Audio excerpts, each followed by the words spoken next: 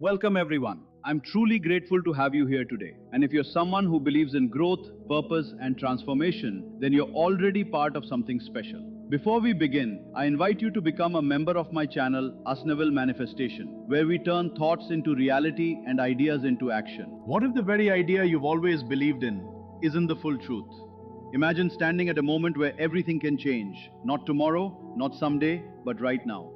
We often move through life on autopilot, never questioning, never daring to look deeper. But today, I invite you to pause, to think, and to see this topic in a way you never have before.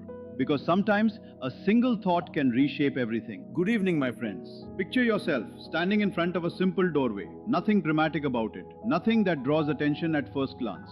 But beyond it exists a version of life that feels deeply aligned with who you truly are. A life filled with the exact things you've quietly desired for so long that it almost feels overwhelming to face. And the surprising part is, you're not walking toward this doorway someday in the future. You're already here, right now, with your hand resting on it. You might question how something like this could be real. How a few words, heard at just the right moment, could possibly represent something as powerful as a turning point. But the truth is, the words themselves are not the doorway. You are. These words have only arrived at the moment when something inside you is ready to recognize what has always been there. The ability to reshape your life has been within you long before you understood how to use it. Every major change that has ever happened, every breakthrough, every achievement, every situation that once seemed impossible started the same way. Not with perfect conditions or resources, but with a single thought. A thought held with enough consistency, believed deeply enough, and felt strongly enough that reality had no choice but to rearrange itself around it. This isn't just motivation or poetic language. This is the actual process through which reality takes form, and it is available to you right now. What you see around you, your daily experiences, your relationships, your current circumstances, is not separate from you. It is a reflection of your inner world. It mirrors what you assume to be true about yourself, what you believe is possible, what you feel you deserve, and what you expect to happen. Just like a mirror simply reflects whatever stands before it, your outer life reflects your inner state without judgment or distortion. Think about what that means. If your external world is only reflecting your internal one, then changing your life isn't about struggle, luck, or waiting for the right opportunity. It comes down to changing what's happening within you. When your inner assumptions shift at a deep level, not just surface level positive thinking, but real belief, the reflection must follow. It cannot do anything else. It operates with the same certainty as any natural law. This idea has been expressed throughout history in many different ways. Cultures have used different words, different symbols, but the message has always been the same. What is unseen gives rise to what is seen. Your inner state shapes your outer experience. You are not simply reacting to life, you are creating it. And that includes everything. The things you want, the things you don't, the patterns that repeat, and the ones that seem just out of reach.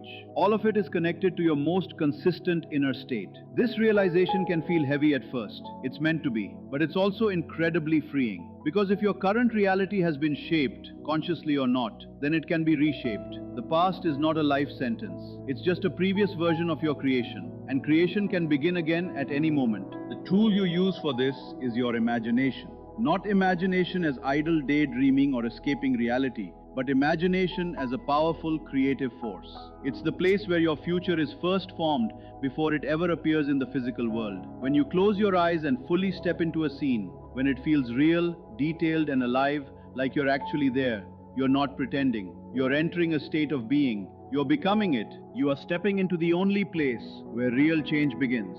The version of you who already has what you want isn't somewhere far away. That version already exists, already lives in that reality. And this is where everything shifts. The moment you truly move into that state internally, when the assumption feels real and complete, your outer world has no choice but to start adjusting to match it. Not because you force it to, but because that's simply how it works. Think about it in a simple way. If you woke up tomorrow as someone who is genuinely wealthy, not acting rich, not pretending, but truly living in that inner state where abundance is normal, how would you feel? What would your body feel like? What would be the first thought in your mind? How would you move through your day? When you fully step into that version of yourself from the inside, you are already becoming that person. And as your inner state changes, your outer world begins to reflect it.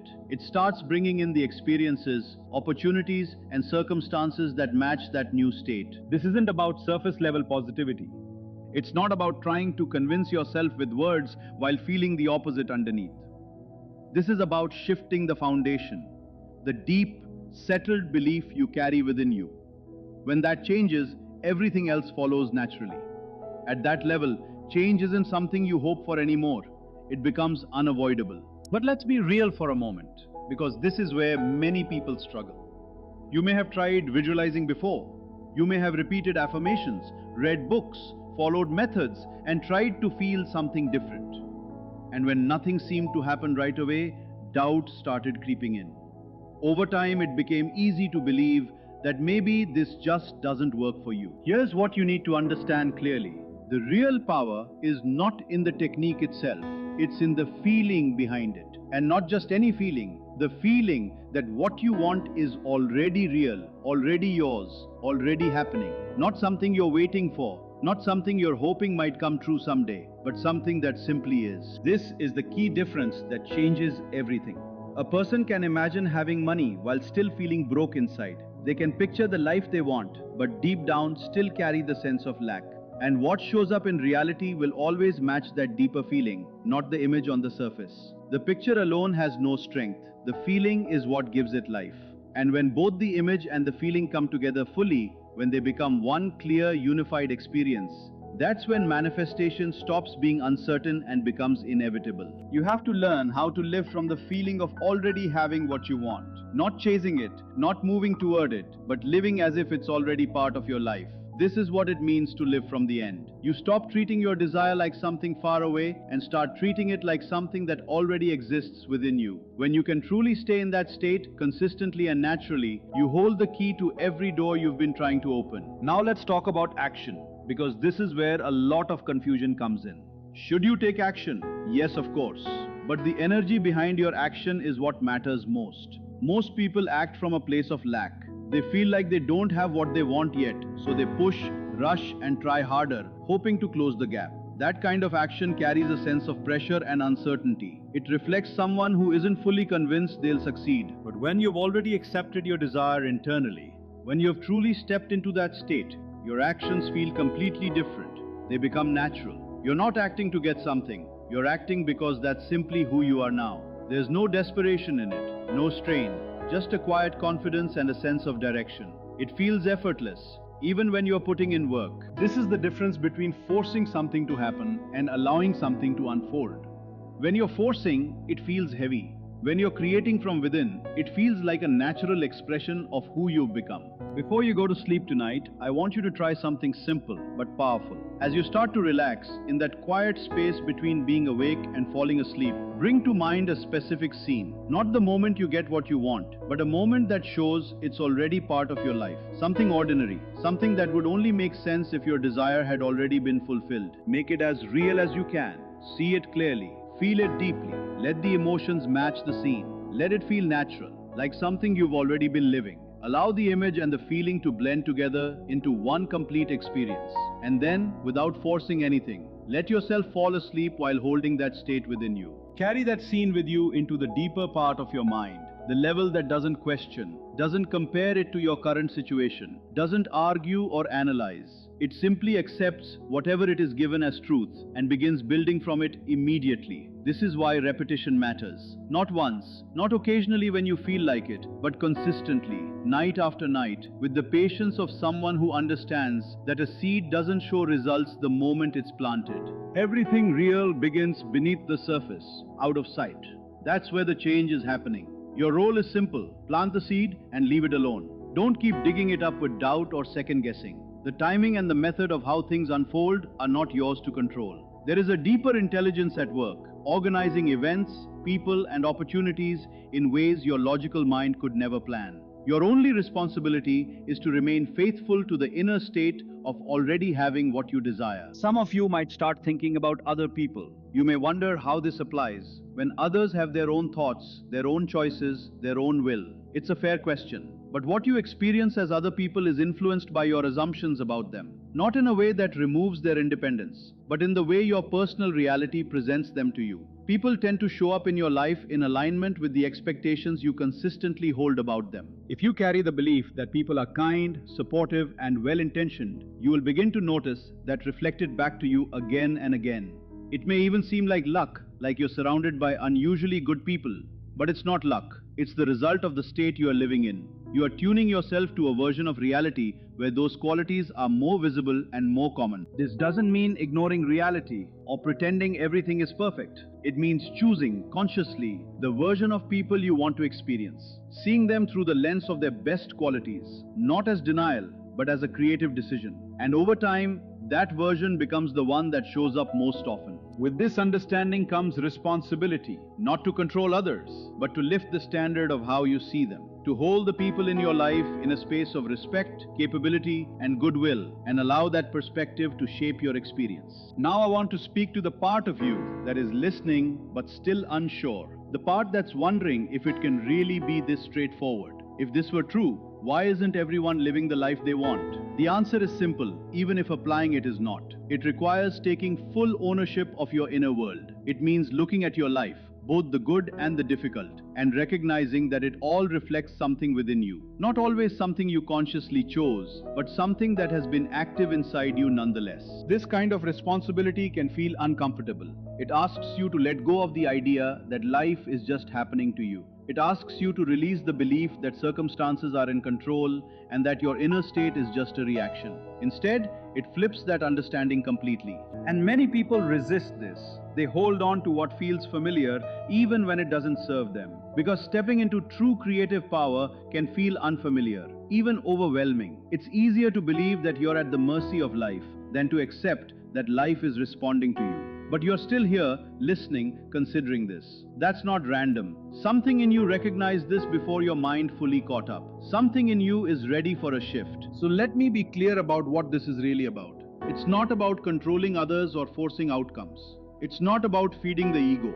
It's about aligning yourself with the deeper creative force within you by mastering your inner state. It's about becoming so consistent in who you are within that your outer world has no choice but to reflect it. This isn't about control, it's about alignment. It's about being internally what you want to experience externally. Living it in your thoughts, your feelings, your assumptions, until it becomes natural. Here's something practical to take with you. For the next 30 days, commit to this fully. Choose one desire, something real and meaningful to you. Not the biggest, most overwhelming goal, but something that genuinely matters right now. Each night, as you prepare to sleep, return to your scene. Make it vivid, make it sensory, let it feel real. And most importantly, feel the emotion of already having it. Not the excitement of getting it soon, but the calm, steady feeling of someone for whom it is already part of life. Stay with that feeling. Let it become familiar. Let it become normal. From there, move through your days, carrying that inner state with you. Don't act it out for attention, and don't feel the need to explain it to anyone. Let it remain something personal, an inner knowing that quietly shapes how you think, feel, and respond to life. Doubt will show up. You can count on it. Maybe a few days in, maybe sooner. When it does, don't wrestle with it or judge yourself for it. Just notice it and gently return to the feeling of your wish already being real. Treat it like stepping back onto a path you briefly wandered off. No frustration, no overthinking. Just continue in the direction you chose. Let go of the urge to figure everything out. Don't try to force answers about how it will happen or when it will arrive. And avoid constantly checking your surroundings for proof that it's working. The first signs won't be dramatic anyway. They'll begin within you. Small shifts in how you feel, how you see things, how you carry yourself. Then slowly, your circumstances will begin to rearrange. Eventually, what you've been assuming will show up clearly in your reality. But if you're always looking for proof, you're stepping into doubt. And doubt is what slows things down. Your job is simple. Live as if it's already done.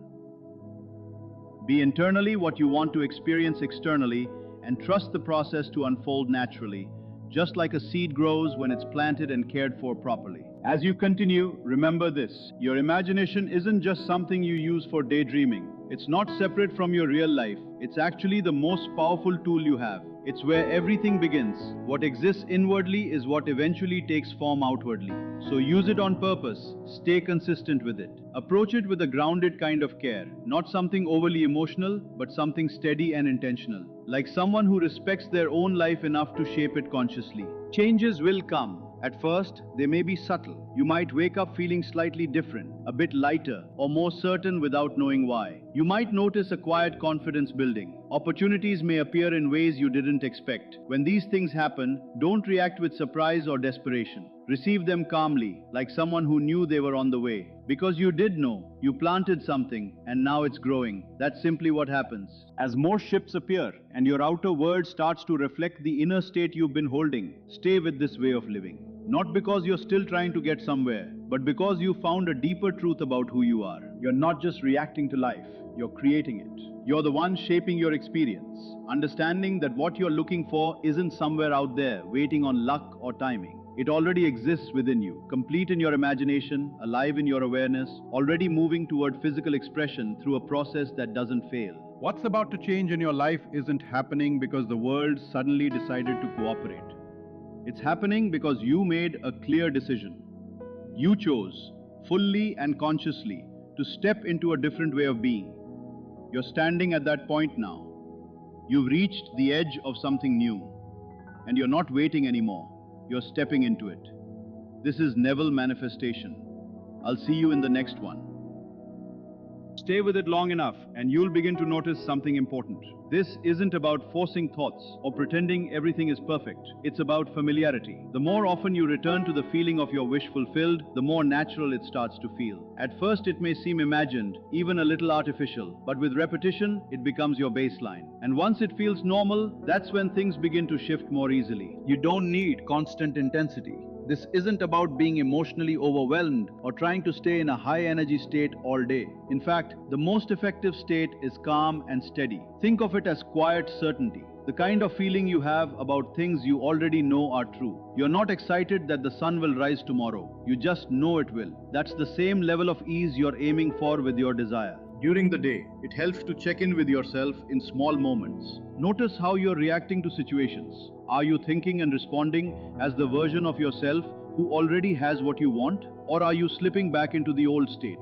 This isn't about judging yourself. It's just awareness. Each time you notice, you have an opportunity to shift back. Your inner conversations matter more than you think. The quiet dialogue you have with yourself throughout the day is constantly reinforcing a state. If you're replaying worries, arguments, or doubts, you're feeding the old pattern. But if you begin to gently guide those inner conversations toward what you prefer, toward confidence, ease, or fulfillment, you start building a new pattern. This doesn't mean you'll never have negative thoughts again. It means they don't define your direction anymore. They become temporary, passing through, instead of taking root. What matters is where you return to consistently. Another thing you may notice is that inspired actions begin to appear. Not forced effort, not overthinking every step, but natural impulses. You feel like reaching out to someone, trying something new, or going somewhere you hadn't planned. These moments often feel small, but they are part of the unfolding. Follow them when they feel right, without turning them into pressure. There will also be times when nothing seems to be happening. Periods where your outer world looks exactly the same. This is where most people give up because they assume it's not working. But this phase is part of the process. Just like a seed grows underground before it breaks through the surface, your results are developing in ways you can't yet see. Patience here isn't passive, it's trust. It's continuing the practice even when there's no visible proof yet. And that kind of consistency is what allows the shift to complete. Be mindful of the stories you tell yourself about time. If you keep thinking it's taking too long, you're reinforcing delay. Instead, bring your focus back to now.